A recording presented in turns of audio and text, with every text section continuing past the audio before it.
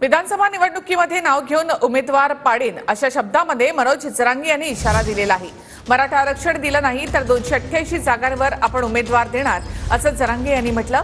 तर तुमची यात्रा रद्द करा म्हणून निवेदन द्यायचं का असा सवाल उपस्थित करत भाजपच्या यात्रेवरून जरांगेंनी इशारा दिलाय। तुम्ही छोटासा हिसका दाखवला, विधानसभेत मोठा असेल का? नाही, मी स्वतःच जाणार त्याच्यात। मी स्वतः नाव घेऊ पाडीणार। आता सुप्त होते नाव घेऊ पाडीणार। तुम्ही पण उभं राहणार? नाही, राजकारणात आपण नाही जाणार, उभा नाही राहणार। गोरगरिबांना देणारा बनवणार, सगळ्या जाती धर्माच्या लोकांना देणारा बनवणार। आमचं ठरलेलं आरक्षण आम्हाला द्या। नाही दिलं तर मग त्याला काय पर्याय? कशी असेल विधान? नाही, मग 288 उमेदवार महाराष्ट्रात देणार सगळ्या जाती धर्माचे।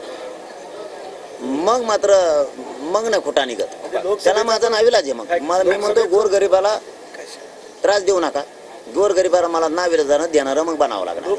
हे जे निवेदन जाणीवपूर्वक दिलेत, उद्या आम्ही देऊ ना। मग तुमचे असल्यानंतर आता तुमच्या काही यात्रा निघणार आहेत, मग त्या टायमाला आम्ही असेच निवेदन द्यायचे का? आता महाराष्ट्रात यात्रा तुम्ही काढणार आहेत तर मग ह्या रोडवर त्रास होणार आहे, आम्हाला रहदारीला त्रास होणार आहे, आमचे मुलं शाळेत जाणार आहेत, जातीय तेढ निर्माण या जाणार, कोणती तरी यात्रा निघणार आहे, आता त्या यात्रेमुळे होणार आहे। तुम्ही रद्द करणार आहे का?